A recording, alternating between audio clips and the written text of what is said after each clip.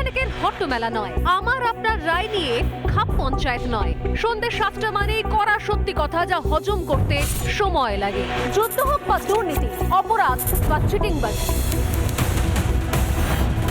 ঘুরিয়ে নাক দেখাই না আমি, যখন তখন রং বদলাই। আমি স্বর্ণালী, প্রশ্ন করি সোজাসুজি।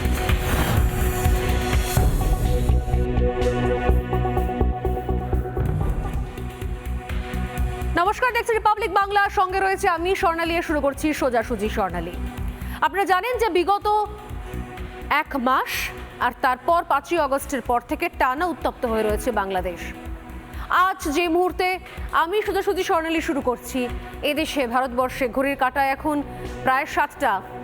ঠিক সেই সময় এখন চূড়ান্ত প্রস্তুতি চলছে আমাদের প্রতিবেশী দেশ বাংলাদেশে। কিসের প্রস্তুতি? শপথ গ্রহণের প্রস্তুতি, নতুন মন্ত্রিসভা গঠনের প্রস্তুতি। ইতিমধ্যেই মোহাম্মদ ইউনূস তিনি দেশে এসে পৌঁছেছেন। আপাতত তিনি এই উপদেষ্টা কমিটির প্রধান উপদেষ্টা। তাকে সামনে রেখে নতুন করে মন্ত্রিসভা সাজানো হচ্ছে। অন্তর্বর্তীকালীন এই সরকারের প্রধানমন্ত্রীর দায়িত্ব পালন করবেন তিনি। তার যা যা কাজ রয়েছে, প্রধানমন্ত্রী হিসেবে যা যা কাজ করতে হয় সেটা তাকেই পালন করতে হবে। প্রশ্ন হচ্ছে, মোহাম্মদ ইউনূসের দেশে ফিরে আসা, বিদেশ থেকে, আমেরিকা থেকে, যদিও তিনি সম্প্রতি চিকিৎসার জন্য ফ্রান্সে ছিলেন, কিন্তু দীর্ঘদিন ধরে তার বিদেশে পড়াশুনো, কাজকর্ম, অধ্যাপনা, সেখান থেকে দেশে ফিরে এসে দেশের বর্তমান অগ্নিগর্ভ পরিস্থিতিতে কতখানি হাল ধরতে পারবেন মোহাম্মদ ইউনূস, এটা বড় প্রশ্ন। এখনো পর্যন্ত যে অগ্নিগর্ভ পরিস্থিতির ছবি আমরা প্রতিদিন প্রতি মুহূর্তে দেখিয়ে চলেছি, তার প্রেক্ষিতে সেরকম কোনো বয়ান শুনতে পাওয়া যায়নি। আর দ্বিতীয় প্রশ্ন, এই যে নতুন মন্ত্রিসভা গঠন হবে 15 সদস্যের, তার মধ্যে কি জামাত বা বিএনপি ঘনিষ্ঠ কেউ থাকবেন, যারা আগাগোড়া ভারত বিদ্বেষী? কারণ টেন্টেটিভ যে নামগুলো আসছে সামনে, যদি সেই নাম ধরে ধরে একটু ব্যাকগ্রাউন্ড চেক করতে হয়, তাহলে অদ্ভুত একটা বিষয় সামনে চলে আসছে। আমরা ছোটবেলায় অঙ্ক করতাম না, যে কমন ফ্যাক্টরকে ব্র্যাকেটের বাইরে রেখে অঙ্ক করতাম। এক্স যদি কমন হয় তাহলে ব্র্যাকেটের বাইরে রেখে দিতাম। ঠিক সেরকম এই ব্র্যাকেটে 15 জন মন্ত্রীর মধ্যে যদি বাইরে কোনো বিষয়কে আপনার রাখতে হয়, কোনো গুরুত্বপূর্ণ পয়েন্টকে আপনার রাখতে হয়, তাহলে মোটামুটি নাকি জানতে পারা যাচ্ছে সম্ভাব্য যে তালিকা তৈরি হয়েছে তার অধিকাংশই আসলে ভারত বিদ্বেষী। তাহলে কিসের ভিত্তিতে, কোন বিষয়গুলোকে প্রায়োরিটি দিয়ে এই নতুন মন্ত্রিসভা বানানো হচ্ছে, এবং সেখান থেকে কিভাবে বাংলাদেশের অশান্ত অবস্থায়, অগ্নিগর্ভ পরিস্থিতিতে এই আগুনে শান্তির জল ঢালবেন শান্তির জন্য নোবেল জয়ী মোহাম্মদ ইউনূস? প্রশ্ন থাকছে আরও একটা, এপার বাংলার মানুষজন, ভারতের মানুষজনের জন্য, যারা আগাগোড়া ভারতে থেকে বাংলাদেশের ছাত্র আন্দোলনকে সমর্থন জানিয়ে গেছেন। আগাগোড়া মনে হয়েছে দেশটা আবারও একবার নাকি স্বাধীন হয়ে গেছে। অনেকেই মজা করে বলছেন যে বাংলাদেশের স্বাধীনতা, ওটা তো 1947 সালে একবার হয়েছিল, সিজন 2 ছিল 1971-এ, আর একটা সিজন 3। এটা বাংলাদেশ নাকি ওয়েব সিরিজ? একটা দেশ বারবার কতবার স্বাধীন হতে পারে? কেউ বলছেন মজা করে, আমার দাদু দেখেছিলেন বাংলাদেশের স্বাধীনতা, আমার বাবাও দেখেছেন বাংলাদেশের স্বাধীনতা, আর আমিও দেখছি বাংলাদেশের স্বাধীনতা। এরকম একটা সময় যখন দাঁড়িয়েছি আমরা, তখন এপারের কিছু মানুষজন, জানি না অতি বিপ্লবী নাকি তারা কোন ভাবনা চিন্তার মধ্যে থাকেন, তাদের এখনো মনে হচ্ছে যে এই বিষয় নিয়ে বাংলাদেশের ছাত্ররা যেভাবে কোথাও স্বাধীন করলো দেশ এবং নতুনভাবে নতুন আদর্শে এগিয়ে চলছে, তার পাশে থাকা দরকার। কেউ এমন কিছু বলবেন না যাতে সেখানে আগুনে একটু ঘি পড়ে। আরে মানুষ মরছে, সংখ্যালঘুরা অত্যাচারিত হচ্ছে, বই পোড়ানো হচ্ছে, শিল্পীর ঘর পুড়ছে, 300-র বেশি বাদ্যযন্ত্র পুড়ছে, এক কাপড়ে একজন সঙ্গীত শিল্পী তার স্ত্রীকে নিয়ে দেশান্তরিত হয়ে যাচ্ছেন, দেশ ছেড়ে চলে যাচ্ছেন। কিন্তু এ রাজ্যের সহনশীল বুদ্ধিজীবীরা বলছেন না, এই নিয়ে এখন কোনো কথা বলার দরকার নেই, এমন কিছু প্লিজ করবেন না, আমরা চাই বাংলাদেশ স্বাধীন হোক। এই তো কত ভালো কিছু দেখতে পাচ্ছি, এই তো দেখছি এখানে ওখানে বেশ কিছু মন্দিরের সামনে পাহারা বসেছে। এখনো এত রাগ ঢাক, যা ঘটছে তা নিয়ে কথা বলা যাবে না। মূর্তি ভাঙা নিয়ে প্রশ্ন করলে অনেকেই বলছেন যে বাংলাদেশের মানুষ যখন অসহায় অনাহারে ছিল, সেই সময় কোটি কোটি টাকা খরচ করে এই সমস্ত স্থাপত্য ভাস্কর্য তৈরি করা হয়েছিল। তাই মানুষ রাগে দুঃখে ভেঙে গুড়িয়ে দিয়েছেন, ছাত্ররা ভেঙে গুড়িয়ে দিয়েছেন। প্রশ্ন করুন নিজেকে, ছাত্ররা আদেও তারা বুঝতে পারছেন তারা কোন আন্দোলনের মধ্যে রয়েছেন? ছাত্ররা যারা ভেঙে গুড়িয়ে দিচ্ছেন শুধুমাত্র ক্ষমতার সৌধকে, দম্ভের সৌধকে, তারা ভেঙে গুড়িয়ে দেওয়ার সঙ্গে সঙ্গে তার উপরে ঝাঁটা, জুতো, চটি বা তার উপর উঠে, মাথার উপর উঠে প্রস্রাব করতেন না। এটা ছাত্র আন্দোলনের পার্ট হতে পারে না, এখনো তারা স্বীকার করতে পারছেন না। আচ্ছা বলুন, কোন আন্দোলনে বই হয়ে যায় সব থেকে বড় শত্রু? প্রথমে ইন্দিরা গান্ধী সাংস্কৃতিক চর্চা কেন্দ্র, তারপরে কুমিল্লার পাঠাগার। একের পর এক জায়গা থেকে লাইব্রেরি ধ্বংস করে দেওয়া হচ্ছে। হাজার হাজার বই জ্বলছে বাংলাদেশে, হাজার হাজার বই। কিসের জন্য? কোন আন্দোলনের অংশীদার হওয়ার জন্য বইগুলোকে জ্বালানো হচ্ছে? সংগ্রহশালা, মিউজিয়াম, তাকে জ্বালিয়ে দেওয়া হচ্ছে। আর শেষ আঘাত শিল্পের প্রতি, সঙ্গীতের প্রতি, কবিতা সাহিত্যের প্রতি। এরপরও বাংলার বুদ্ধিজীবীরা তারা গুরুগম্ভীর পোস্ট করবেন, কিন্তু আসল ঘটনা নিয়ে একটা কথাও বলবেন না, একটা শব্দ খরচ করবেন না। কায়দা করে কিছু কবিতা লিখবেন। আর কতদিন এই ধরনের মুখোশ পরে চলা? প্রশ্ন করবে বাংলা দেশ, এ দেশ শুধু দেশ নয়, দেশ বিদেশ থেকে আসা যে বিদ্বেষের প্রতি মুহূর্তে মানে যে ঘটনাগুলো ঘটনা হয়, বাংলাদেশের যে বিদ্বেষের ছবি দেখতে পাচ্ছি আমরা, তা দেখেও এখনো পর্যন্ত চুপ করে থাকবেন সো কল্ড আমাদের বুদ্ধিজীবীরা? প্রশ্ন করব।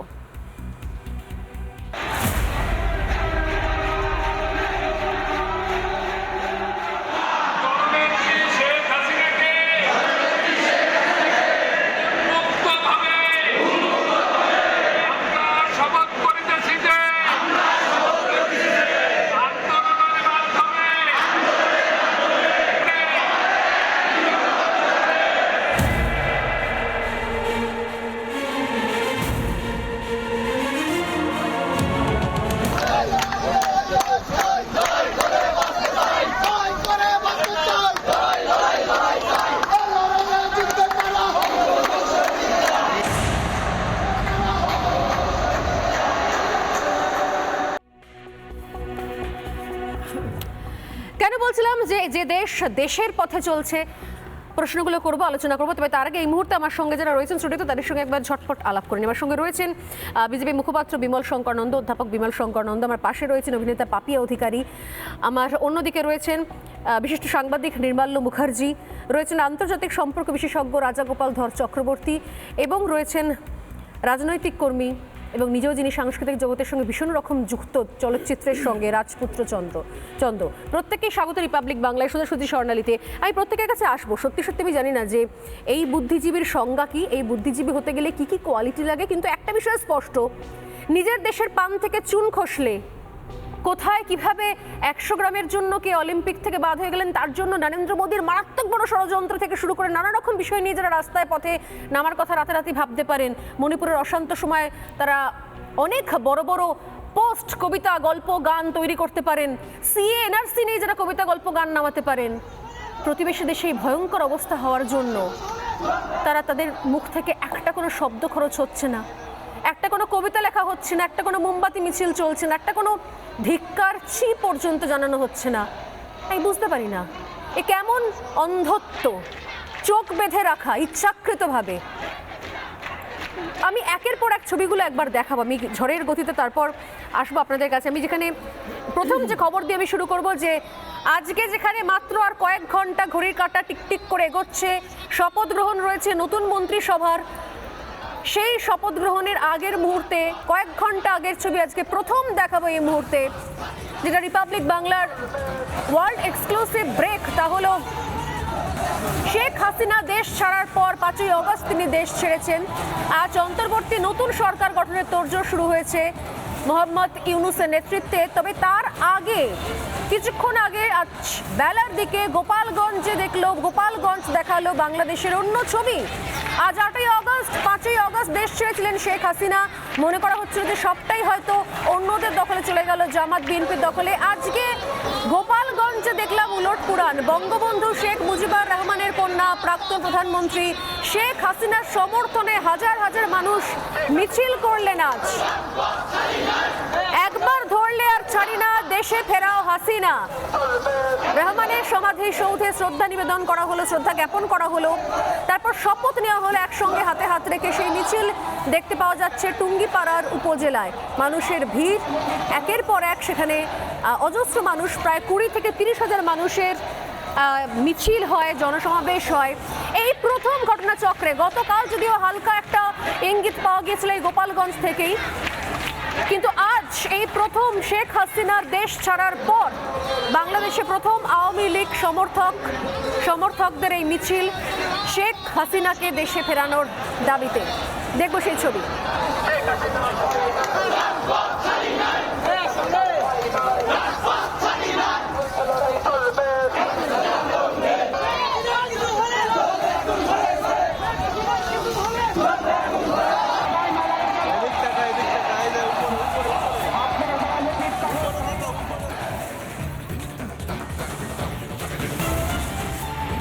ছবি যখন দেখতে পাচ্ছিল তার আগেই জানাই যে এই মুহূর্তে বিদ্বেষ কোন জায়গা থাকলে, আমি বলছিলাম যে একের পর এক মূর্তি ভাঙা, শুধু মূর্তি ভাঙা নয়, যেভাবে সেই ভাঙা মূর্তির প্রতি অসম্মান জ্ঞাপন করা হচ্ছে। উল্টো ছবি দেখতে পাওয়া যাচ্ছে বাংলাদেশে একটা দিকে বেশ কিছু শিল্পীরা তারা এগিয়ে এসেছেন আবারও সেই সমস্ত স্থাপত্যকে মেরামতি করার জন্য, কিন্তু এখনো পর্যন্ত চোখ বন্ধ করলেই ভাসছে এই ছবি, যেখানে শেখ হাসিনার মূর্তির কাটামুন্ড নিয়ে তাণ্ডব দেখতে পেয়েছি আমরা বিগত 3 দিন ধরে। একের পর এক ঘটনা ঘটছে। আর ইতিমধ্যে আরো একটা গুরুত্বপূর্ণ খবরের আপডেট দিয়ে রাখি, যখন অন্তর্বর্তী সরকার তৈরি হতে চলেছে সেই সময় যে খবর আসছে, গতকাল থেকে যেদিকে নজর রেখেছিলাম আমরা, তা হলো শেখ হাসিনাকে বাংলাদেশের হাতে তুলে দেওয়ার যে দাবি জানানো হয়েছে ইতিমধ্যেই।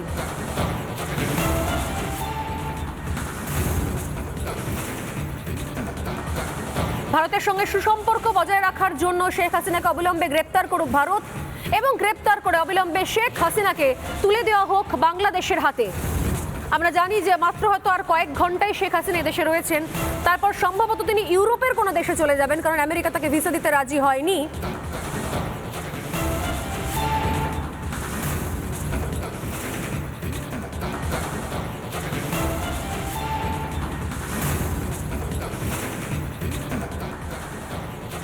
একের পর এক যে ঘটনাগুলো ঘটছে, আমি শেখ হাসিনা খবরের আপডেট আরও আসছে আমাদের কাছে, যে দাবি করা হয়েছে নতুন সরকার তৈরি করার আগেই রাষ্ট্রপতি যেভাবে হাতের পুতুল হয়ে রয়েছেন, তিনি দাবি করছেন যে শেখ হাসিনাকে অবিলম্বে যেন ভারত অ্যারেস্ট করে এবং যাকে বাংলাদেশের হাতে তুলে দেয়, তাহলেই নাকি বাংলাদেশের সঙ্গে ভারতের সম্পর্ক ভালো থাকবে।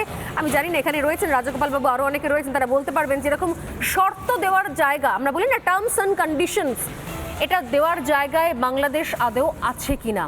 অন্যান্য ছবি দেখাবো, তবে তার আগে আমি আসি আজকে সরাসরি আলোচনাতে। আমি প্রথমেই আসবো রাজগোপাল ধর চক্রবর্তী, এখানে রয়েছেন, তার কাছে মনে হচ্ছে আদৌ এই সময় যে অবস্থা হয়ে রয়েছে, বুদ্ধিজীবীর পার্টে আসছি, তবে তার আগে যেহেতু এই খবরের দিকে নজর রাখলাম রাজাদা, শেখ হাসিনাকে গ্রেপ্তার করে বাংলাদেশের হাতে তুলে দিতে হবে, তবে নাকি বাংলাদেশের সঙ্গে সম্পর্ক ভালো থাকবে ভারতের। যদি ভারত চায় বাংলাদেশের সঙ্গে সম্পর্ক ভালো থাকুক, তাহলে অবিলম্বে যেন শেখ হাসিনাকে গ্রেপ্তার করে তুলে দেওয়া হয় বাংলাদেশের হাতে। এটা কে বলছে? বাংলাদেশের তরফ থেকে বলা হয়েছে। না, তরফ থেকে কোন, কারা বলছে? এটা বিবৃতি দিয়ে বলা হয়েছে প্রেসিডেন্ট মেহবুব উদ্দিন খোকন। আচ্ছা বলছি, ঠিক আছে, যাই হোক মানে ব্যাপারটা হচ্ছে যে এইভাবে কেউ যদি বলে ফেরত দাও, হ্যাঁ আমি স্পেসিফিক্যালি বলে দিই, বাংলাদেশ সুপ্রিম কোর্ট বার অ্যাসোসিয়েশনের প্রেসিডেন্ট, বাংলাদেশ সুপ্রিম কোর্টের বার অ্যাসোসিয়েশনের প্রেসিডেন্ট মেহবুব উদ্দিন খোকন তিনি বলেছেন বিবৃতি। হ্যাঁ, না, ও তো ওদের অধিকার আছে বলার, কিন্তু ভারত সরকার এই সমস্ত দাবিকে শুনতে দায়বদ্ধ নয়। ভারত সরকার আমাদের সঙ্গে যে বাংলাদেশের স্বাধীন প্রজাতন্ত্রী বাংলাদেশের যে আমাদের সার্বভৌমদের সম্পর্ক আছে, সেখানে সে দেশের সরকারের তরফ থেকে বা সে দেশে কোনো ট্রাইব্যুনাল যদি তৈরি হয় এবং তারা আইনসঙ্গতভাবে বিধিসঙ্গতভাবে আমাদের কাছে রিকোয়েস্ট করে, তখন সব আসতে পারে।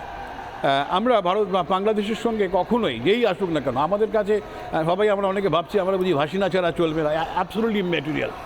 হ্যাঁ, আমাদের $11 বিলিয়ন ডলারের জিনিস আমরা সেখানে বেচি, সুতরাং ছোটোখাটো মার্কেট মোটামুটি নয়, যেটা যথেষ্ট ভালো market.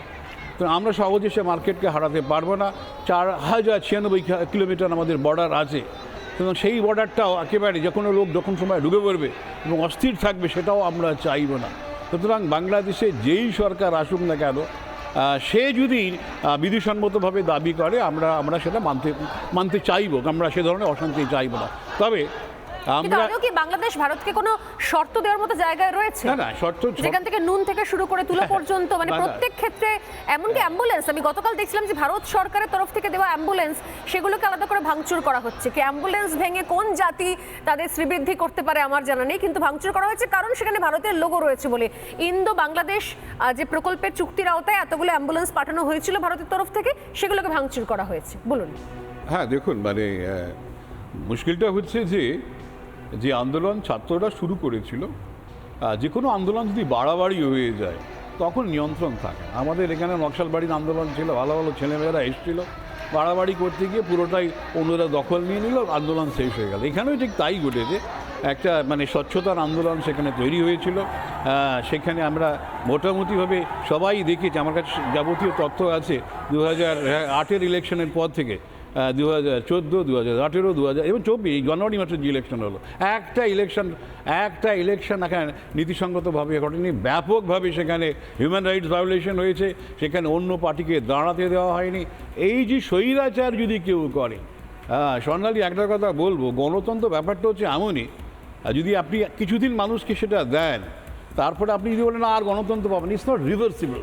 Democracy is not reversible. একবার মানুষ যদি তার স্বাদ পায়, সে তার সম্মান রক্ষা করবে, গণতান্ত্রিক অধিকার রক্ষা করবে। কিন্তু এটা দেখো, চায়না বা পাকিস্তানে যদি কিছু ঘটে, অনেক কিছুই ঘটতে পারে, মানুষ সেভাবে পথে নেওয়ার জায়গা নেই। কিন্তু বাংলাদেশে যেটা ঘটেছে, খেয়াল রাখতে হবে, একটা স্বৈরাচারী ব্যাপার ব্যাপকভাবে ঘটেছিল, তার একটা স্বতঃস্ফূর্ত প্রতিবাদ ঘটেছে। পরবর্তীকালে আমরা দেখেছি বাংলাদেশে যে কোনো আন্দোলন, ছোটোখাটো আন্দোলন, বন্যা হতো, আমি বহুবার বাংলাদেশে গিয়ে দিচ্ছি, সামান্য বন্যা ভারত দায়ী। এই একটা ভারত বিরোধী প্রচার, যেটা আগে শুধুমাত্র বাংলাদেশে ছিল, এখন সমস্ত আমাদের নেবারিং কান্ট্রিজে ছড়িয়ে পড়েছে। এই জায়গায় দাঁড়িয়ে সেটা ভারত বিরোধিতা করবে, জামাত আছে, আমরা ভেবেছিলাম আর্মি। পুলিশকে মেরে ধরে টাঙিয়ে দেওয়া হচ্ছে ফুটব্রিজের নিচ থেকে, উল্টো করে ঝুলিয়ে, বিভৎস সেই দৃশ্য। অথচ সেখান থেকে লোকজন ভিডিও করে রিল বানাচ্ছে, আপলোড করছে সোশ্যাল মিডিয়ায়, ওপরে লিখে দিচ্ছে ভারতের দালাল। মানে এতটাই ভারত বিদ্বেষ। আমি আসছি আপনার কাছে, তবে তার পাশাপাশি আমি এই মুহূর্তে ব্রেকিং নিউজে নজর রাখবো। বাকিদের কাছে আসার আগে আমি বলছিলাম, ঘড়ির কাঁটায় 7:17, আর কিছুক্ষণের মধ্যেই শপথ গ্রহণ অনুষ্ঠান শুরু হবে। কিছুক্ষণ পরে শপথ নেবেন নোবেল জয়ী অর্থনীতিবিদ মোহাম্মদ ইউনুস। বাংলাদেশের অন্তর্বর্তীকালীন সরকারের প্রধান হিসেবে শপথ নেবেন তিনি। বাংলাদেশের সময় রাত 8টায় শপথ নেবেন মোহাম্মদ ইউনুস। এছাড়াও শপথ নেবেন আরও 16 জন উপদেষ্টা। প্রথমে কথা হয়েছিল 15 জন, এই মুহূর্তে আপডেট যে আসছে আরও 16 জন উপদেষ্টা শপথ নেবেন। সম্ভাব্য উপদেষ্টার তালিকায় রয়েছেন সালেউদ্দিন আহমেদ, আসিফ নজরুল, রয়েছেন হাসান আরিফ, তৌসিক হোসেন, আদিলুর রহমান খান। সম্ভাব্য উপদেষ্টার মধ্যে রয়েছেন কোটা বিরোধী আন্দোলনের দুই নেতৃত্ব। রয়েছেন নাহিদ ইসলাম, আসিফ মাহমুদ সজীব। রাষ্ট্রীয় অতিথি ভবন যমুনায় এই শপথ গ্রহণ অনুষ্ঠান শুরু হবে আর কিছুক্ষণের মধ্যেই। এই খবরের দিকে নজর রাখবো আমরা, কারণ শপথ গ্রহণ অনুষ্ঠানে আরো এখনো পর্যন্ত সম্ভাব্য তালিকা, সেই সম্ভাব্য তালিকার দিকে নজর রাখলাম। সম্ভাব্য উপদেষ্টা তালিকা দেখার দরকার রয়েছে যে এরা এখনো পর্যন্ত যে পরিস্থিতি রয়েছে সেখান থেকে ভারত সম্পর্কে কি বার্তা দেন, সংখ্যালঘুদের সুরক্ষা সম্পর্কে কি বার্তা দেন, যেভাবে কোথাও জাতীয় সম্পত্তি নষ্ট হলো, তছনছ হলো, সে সম্পর্কে কি বার্তা দেন, এবং এই যে ছাত্র আন্দোলনকে সামনে রেখে যেভাবে কোথাও বিএনপি এবং জামাতের উত্থান, সে সম্পর্কে বা কি বার্তা দেন।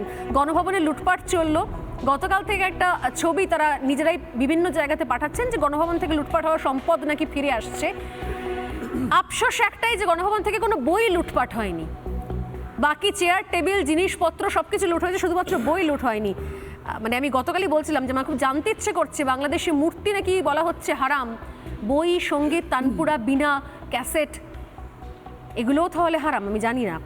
তবে এই খবর আমি আসছি, বিমল দা আপনার কাছে রিয়াকশন নেবো। তবে তার আগে এই মুহূর্তে আরও একটা খুব গুরুত্বপূর্ণ খবর আমাদের দেশের জন্য, বড় খবর অলিম্পিক থেকে আসছে। অলিম্পিক হকিতে এই মুহূর্তে যে খবর আসছে, ব্রোঞ্জ পেল ভারতীয় দল।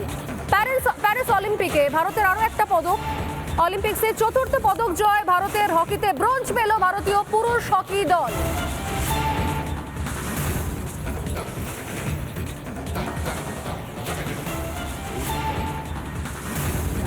বহু চারখানা একসঙ্গে চারটে।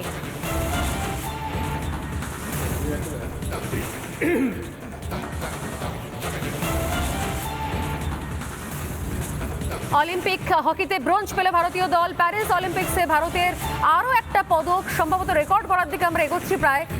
অলিম্পিক্সে চতুর্থ পদক জয় ভারতের। হকিতে ব্রোঞ্জ পেল ভারতীয় পুরুষ হকি দল।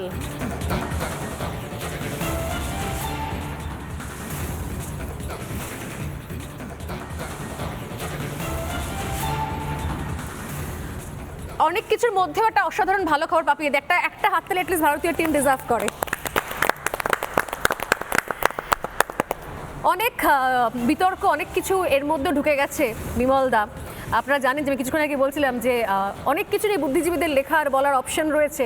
আমি দেখলাম বামপন্থী ছাত্র সংগঠন আজকে একটা মিছিল করার কথা ছিল, যদি ঘটনাচক্রে সেটা হয়নি, কারণ যে ঘটনা ঘটেছে প্রাক্তন মুখ্যমন্ত্রী প্রয়াণের কারণে তারা সে মানে কর্মসূচি স্থগিত রেখেছেন। সেখানে আমি দেখলাম যে বাংলাদেশ জুড়ে সম্প্রীতির সঙ্গে সঙ্গে তারা একই কর্মসূচিতে রেখেছে যে বিকেশ ফোগাতের বিরুদ্ধে ষড়যন্ত্র, তার বিরুদ্ধে আমাদের জবাব চাই। এত সব কিছু ভালো ভালো হচ্ছে, এর মধ্যে যেন রাজনীতি না আনলেই নয়। এইসব কিছুর জন্য বুদ্ধিজীবীদের সময় আছে। তো এইসব বুদ্ধিজীবীদের কথা ভেবে নিজের বুদ্ধিকে ছোট করতে আমি রাজি হচ্ছি না। আমি একটু নিজের বুদ্ধিতে চলি। তুমি একটা তুলনা দিয়ে শুরু করেছিলে, আমার শরীরটা খুব ভালো নেই বলে একটু আস্তে আস্তেই বলছি। সেটা হচ্ছে বই। তুমি বলছিলে বই অনেকেরই শত্রু হয়, বই বখতিয়ার খিলজির শত্রু ছিল। ঠিক। ফলে 70 লক্ষ বই পুড়িয়ে দিয়েছিল, 3 মাস ধরে আগুন জ্বলেছিল। 3 মাস ধরে জ্বলেছিল। সেই সময়কার ভারতীয় ছাত্রদের তিলে তিলে গড়া ইতিহাস জ্ঞান ভাণ্ডার ধ্বংস করে দিয়ে চলে গিয়েছিল। আবার আধুনিক যুগে কেন, বই নকশালদেরও শত্রু ছিল। কলেজ ইউনিভার্সিটি জ্বালাতো, বই পুড়িয়ে দিত, বইতে নাকি সব বাজে জিনিস লেখা আছে, সব বিপ্লব দিতে হবে। বই জামাতদেরও শত্রু। কারণ কি? কারণ হলো বই তো মানুষকে যুক্তিবাদী করে। বই পড়লে মানুষ যুক্তিবাদী হয়। ছোট একটা উদাহরণ হচ্ছে 29 মে 1453 যখন কনস্টান্টিনোপলের পতন হলো, লক্ষ লক্ষ বই নিয়ে ওখানকার জ্ঞানীরা ওটা পেরিয়ে ইয়েতে পালাতে শুরু করলেন ইটালিতে। এবং অনেকে মনে করে ইউরোপিয়ান রেনেসাঁর সূত্রপাত তারপর থেকে হয়েছিল। তাদের বই, তাদের জ্ঞান আস্তে আস্তে ইউরোপে তারা ছড়াতে শুরু করলেন, যেটা কনস্টান্টিনোপলের মধ্যে ছিল। বই মানুষকে মুক্তি দেয়। আর এই সমস্ত ফান্ডামেন্টালিস্টরা এরা মুক্তি চায় না, তো এরা চায় মানুষ ঘেটোর মধ্যে থাকুক, মানুষ ওই মুজিবের মূর্তিকে জুতো মানুষ, তাতে মুজিবের কি গেল এলো ভগবান জানে। শেখ হাসিনার ব্যবহৃত অন্তর্বাস না রাখ, তাতে গোটা পৃথিবী ওদের মুখে থুতু দিক, তাতে ওদের কিচ্ছু যায় আসে না। তারা ঘেটোর মধ্যে থাকতে চায়, জ্ঞানটাকে ঘেটোয়াইজড করতে চায়। এটাই এদের কিন্তু মানে মূল লক্ষ্য। ওরা ওপেননেস চায় না, ওরা মুক্ত সমাজ চায় না। গোটা বাংলাদেশ তাদের নিয়ন্ত্রণে চলে যাচ্ছে।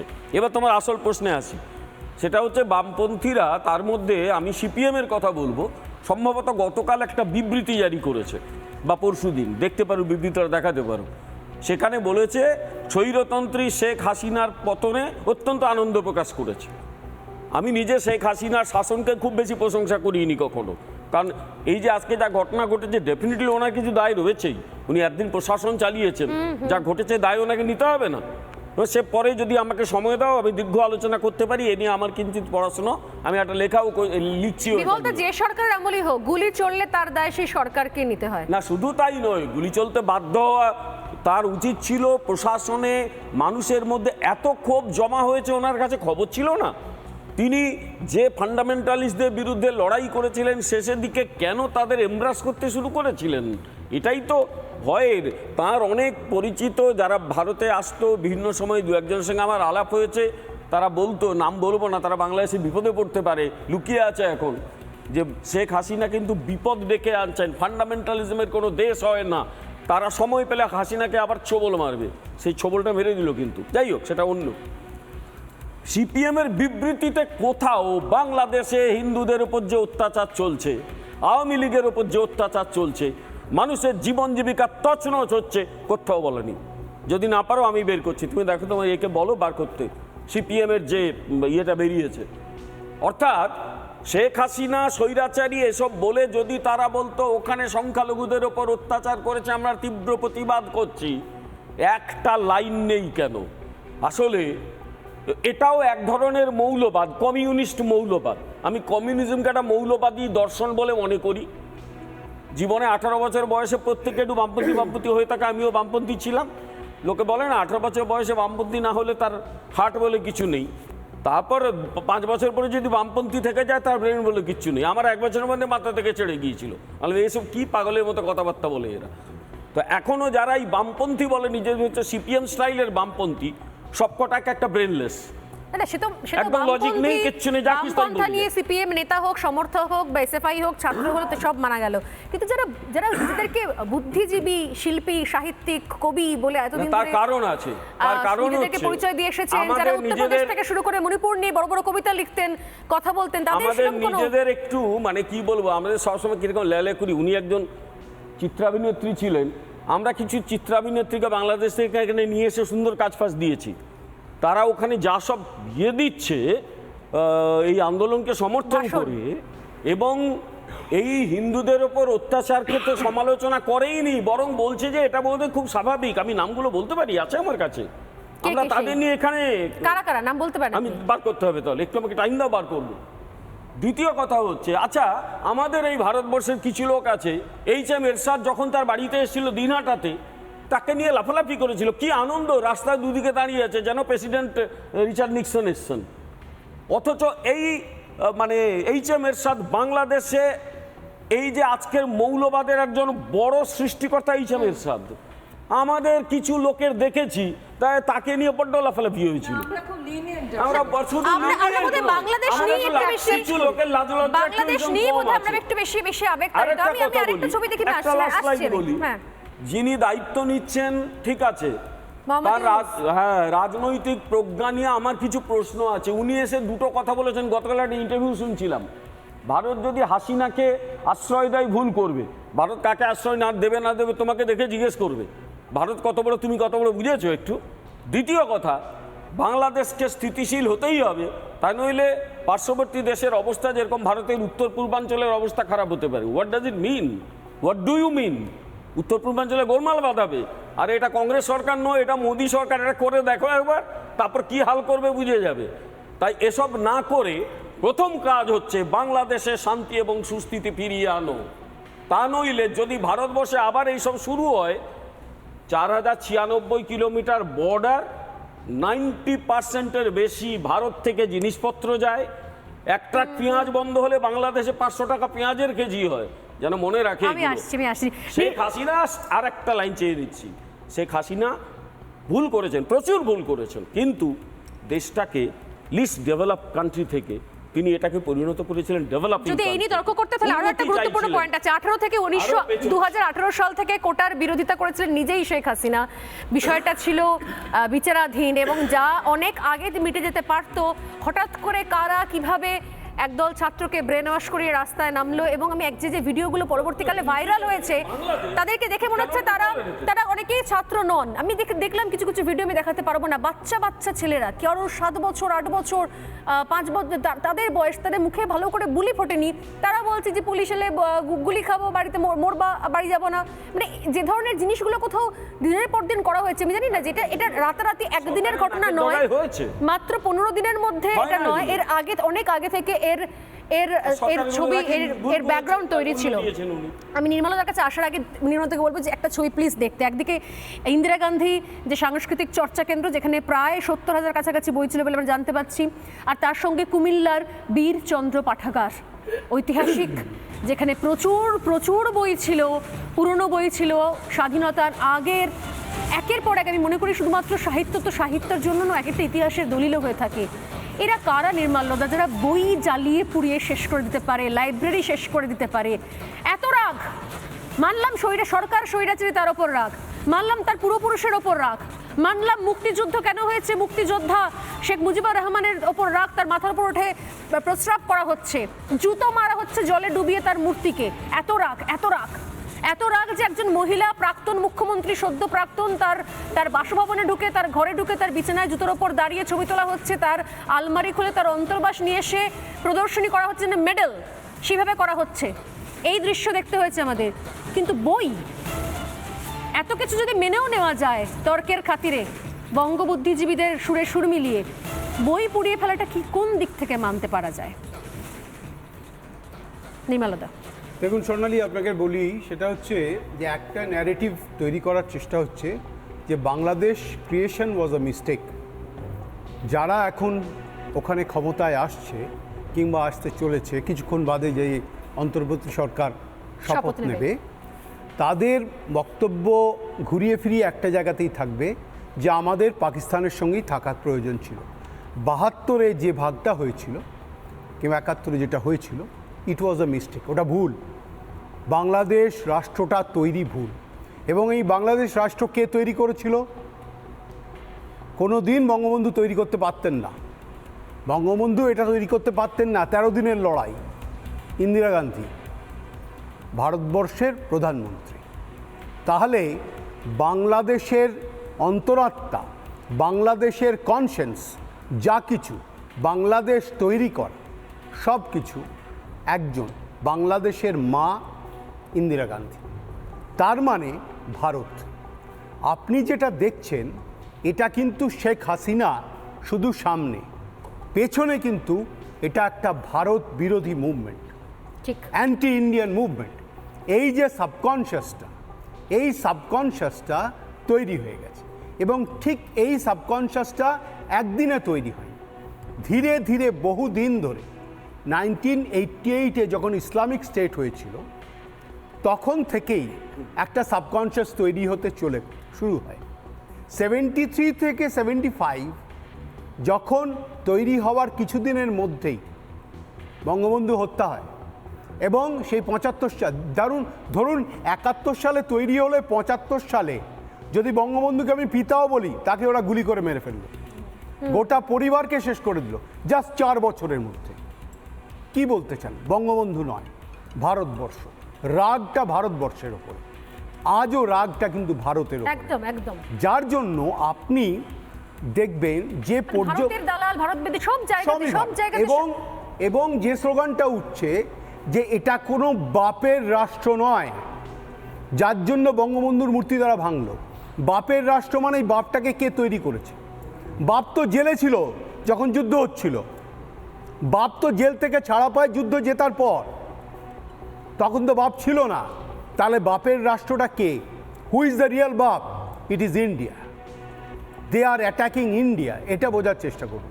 এবং ঘটনাটা হচ্ছে সবটাই এর জন্য বই বিনা, ওরা মনেই করে না যারা ওখানে আছে, যে ফান্ডামেন্টালিস্টরা ওখানে আছে, তারা মনেই করে না বাংলাদেশের কেউ এটা ক্রিয়েট করতে পারে।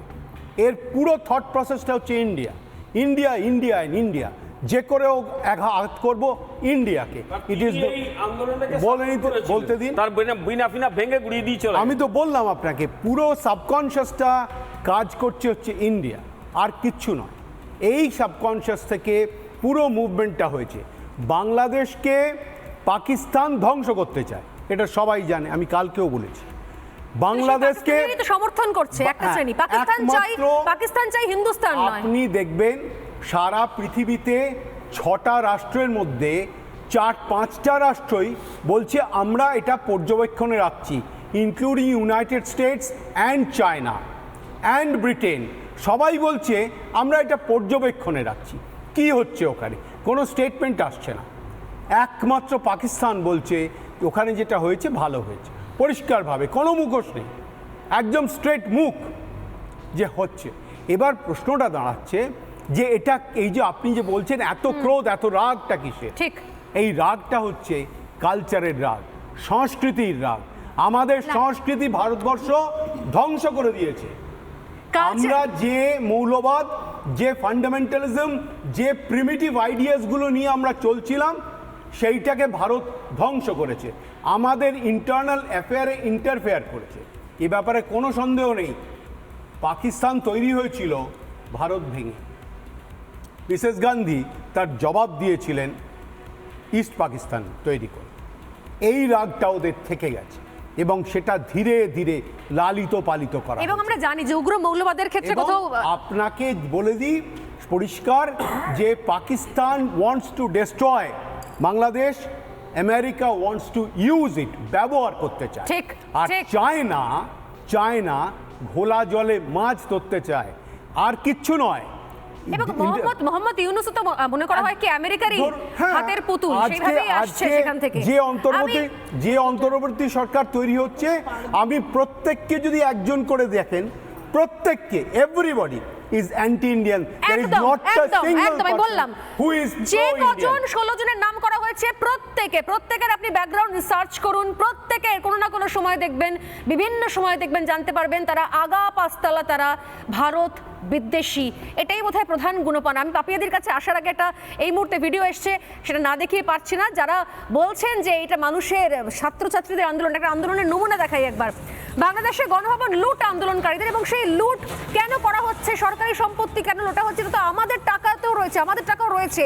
প্রশ্ন করেছিলেন এক সাধারণ জনতা, তাকে অভব্য ভাষায়, অকথ্য ভাষায় আক্রমণ করা হয় প্রতিবাদী মহিলাকে। সেই ভিডিও ইতিমধ্যে ভাইরাল হয়েছে, দেখাতে অনুরোধ করবো একবার, একটু অডিওটা আপ করে দেখাতে বলবো। এটা নেওয়ার এগুলো নো এটা হচ্ছে রাষ্ট্রীয় সম্পদ, এগুলো কারো ব্যক্তিগত না, আপনারা নিতে পারেন না। তখন কই ছিলেন আপনারা? সব সময়ই বলছি এটা দেশের সম্পদ, এটা কারো, এটা হাসিনার সুদা যান। হ্যাঁ, এত ফালতু কথা বলেন না, ফালতু কথা বলেন না, যান। আমরা দেশের সম্পদ নিয়ে যাব, এটা আমাদের দেশ, আমাদের সম্পদ। তারা এটা কোন জায়গা থেকে আনলেন আপু বলতে পারবেন? এটা ভিতর থেকে। হ্যাঁ, 2 টাকার আরেকটি গাড়ি রীতিমতো নিশ্চিহ্ন হয়ে যাচ্ছে। সাধারণ মানুষ যে যা পারছেন তাই নিয়ে তারা চলে যাচ্ছেন, এবং তারা বলছেন তো কি এটা নিজেও জানি না। এটা কোথায় নিয়ে যাচ্ছেন? বাসায়। আপনারা কয়জন? দুজন। এটা কোথায় পেয়েছেন? এটা পিছিয়ে রুমের ভিতরে। এটাকে ট্রেডমিল।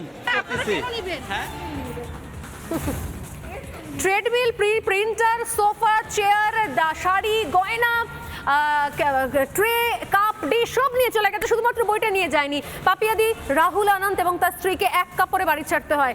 অবাক হয়ে গেলাম 300-র বেশি বাদ্যযন্ত্র পুড়িয়ে ছারখার করে দেওয়া হয়েছে।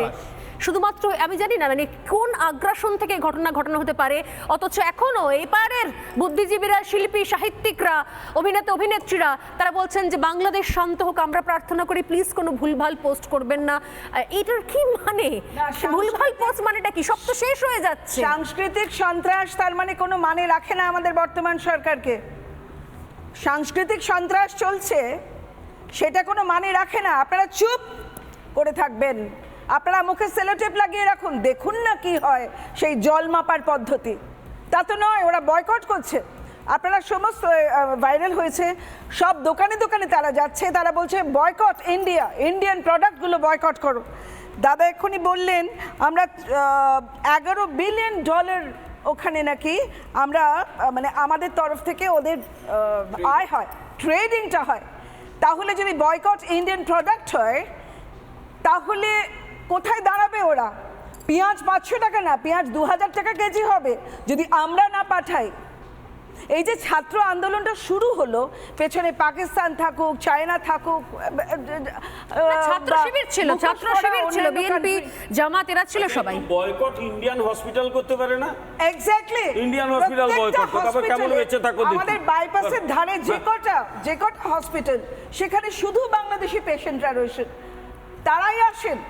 তাহলে বয়কট করুন, সব বয়কট করুন। ইন্ডিয়া থেকে বয়কট করলে আপনারা একটা ক্ষুদ্র জনসমাজ থাকবেন, যেখানে শুধু এই ধস্তাধস্তি, মারামারি, এইরকম ঝুলিয়ে রাখা। এটা কি তার নমুনা নয় পাপিয়াদি? মহিলার অন্তর্বাস নিয়ে যারা প্রদর্শনী করতে পারে, তারা ছাত্র সমাজ, তারা দেশ করবে, তারা আরেকবার করে 3 নম্বরবার দেশ স্বাধীন করবে। যারা অন্তর্বাস নিয়ে দৌড়চ্ছে, যারা মহিলাকে এই ভাষায় আক্রমণ করছে, তারা এরা দেশ স্বাধীন করেছে। আমি বলছি এইগুলো যে দেখানো হচ্ছে অন্তর্বাস, শারীরিক ধর্ষণ হচ্ছে না, তাদের এত রাগ, শারীরিক ধর্ষণটা শুধু করছে না, কিন্তু বুঝিয়ে দিচ্ছে যে হাসিনা জি যদি ওখানে থাকতেন তাহলে উনি কি করতেন, কি হতো, আমরা তাদের কি করতাম। সেখানে শেখ হাসিনার ছবির নিচে অশ্লীল গালিগালাজ লেখা হচ্ছে।